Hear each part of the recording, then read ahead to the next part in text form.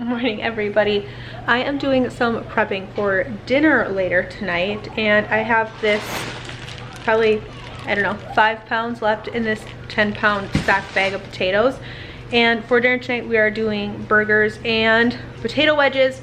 I figured since I am trying to slowly put things away in the freezer for when I have a baby, that I would just cut up the whole rest of the bag. We are going to blanch them, and I will get those potatoes in the freezer for freezer potato wedges, or like freezer potatoes, freezer fries that I can use after the baby comes.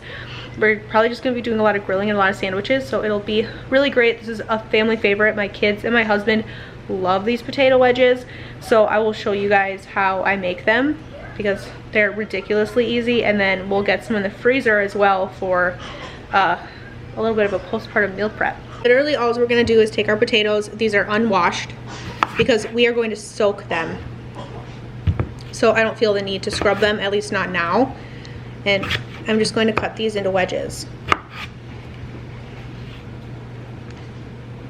And it's really as simple as that. I try to make sure they're all kind of like generally the same thickness so they all cook at the same rate, but that doesn't always happen because some potatoes are just way bigger than others. And we're gonna let these soak in cold water for, I would say, at least 45 minutes. It's gonna get the starches off. It's gonna help give you that crispy, crunchy potato that everybody likes, but the inside of our potato wedge is still gonna stay really nice and soft, and soaking does that. So I have these here. I'm just gonna get a big mixing bowl or some sort of something. I'm gonna fill it with cold water, and we're just gonna soak these potatoes, like I said, for at least 45 minutes. And then we will come back after the soaking. We'll blanch some of these in boiling water for about 2 minutes, which just means we're gonna take these potatoes, we're gonna dip them in our boiling water, leave them in there for about 2 minutes, pull them out. I'm gonna lay them out on a baking tray and put them in the freezer so that they freeze, not in a big clump. They freeze as separate entities. And then I will put them in a freezer Ziploc bag, label them as potato wedges, and get them in the freezer. Then when I go to cook them, I will pull them out of the freezer, dredge them with some olive oil and garlic salt, a little bit of Parmesan cheese, or you could do Parmesan cheese and chives. You just do seasoned salt, whatever you like. And we're gonna bake them at 375 for about 40 minutes or so, or until you get that nice crispy outside and a nice soft potato on the inside. I like to flip mine halfway through the cooking so that you get a crispy potato on this side and a crispy potato on this side, and then they're soft and delicious in the middle. That's for the best.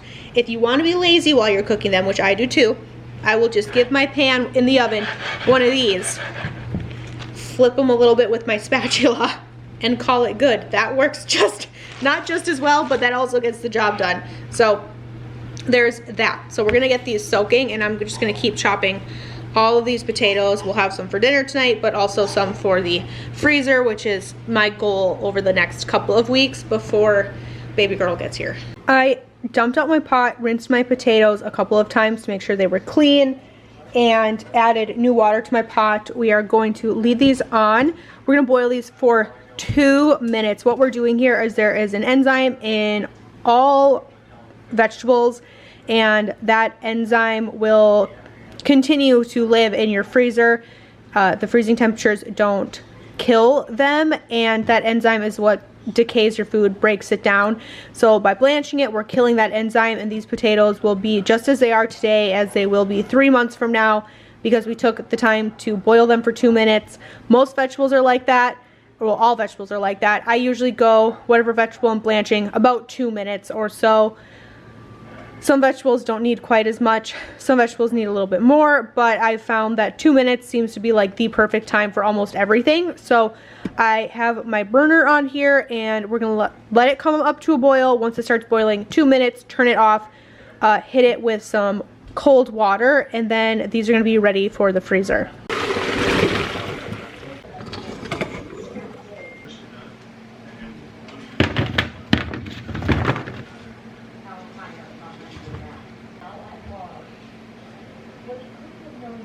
I'm gonna leave them just like this for a minute or two, just so that they can continue to cool down a little bit. And after a couple minutes, I'll put this entire tray just like this into the freezer, leave them in there overnight for a couple hours. It really doesn't matter, just until they are frozen.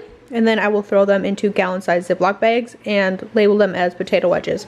They're really that easy to do. If I were baking these, like I said, I would just dredge them with olive oil, probably some garlic salt, and bake them in the oven.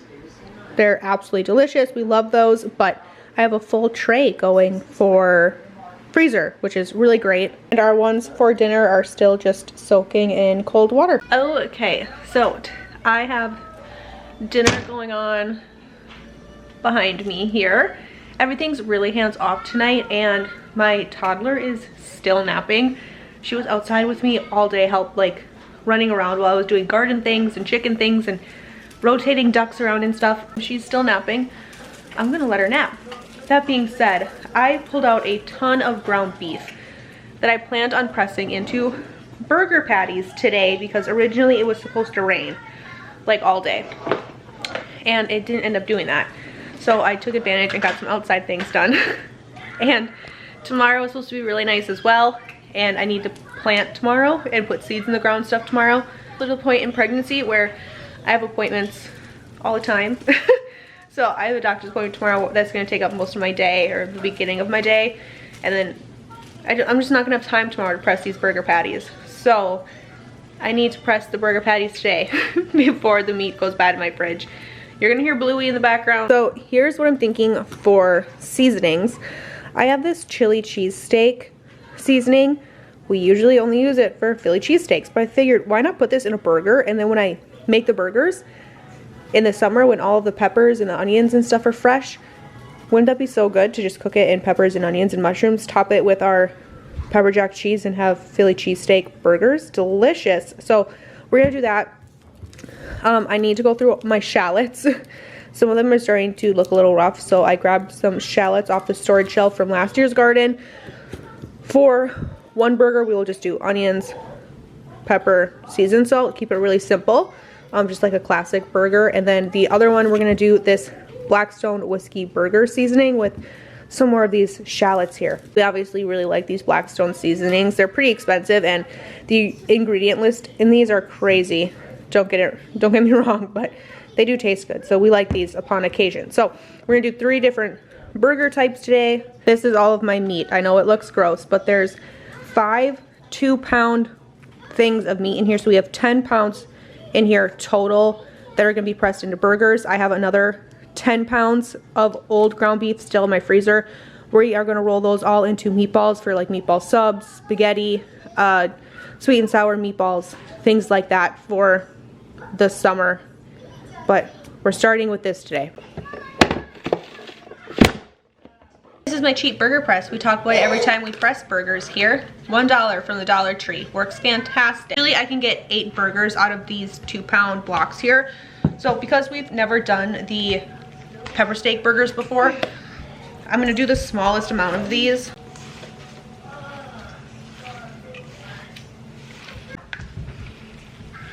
The Dollar Tree also sells these little patty squares. They're just little squares of parchment paper that usually I put in between.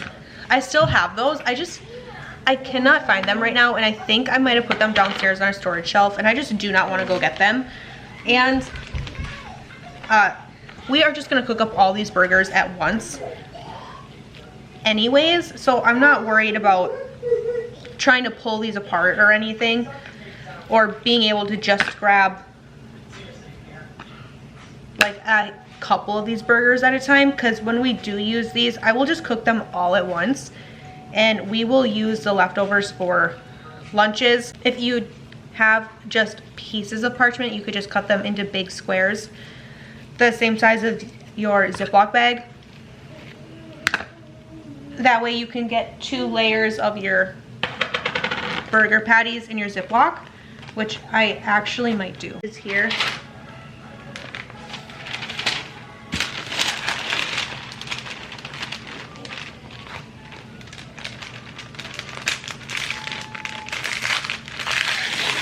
Oh, that worked really well. There's, you can kind of see that. I have my burgers on the bottom here, and I just laid my piece of parchment paper over the top and trimmed it off so that it fits in the Ziploc bag. And then I can get a second layer of burgers in here without them sticking. They'll be a little bit easier to pull apart that way. There we go. So I'm gonna rinse my hands so that I can close this bag and label it. And our first batch of burgers are pressed and ready to go. This doesn't take a lot of time, but it saves me a lot of time and a whole lot of money moving forward into summertime, because pressed patties are so expensive. It's just ridiculous. Because we buy our ground beef in bulk because it is the cheapest, this is just the absolute easiest way to have these things and do it the cheapest way possible.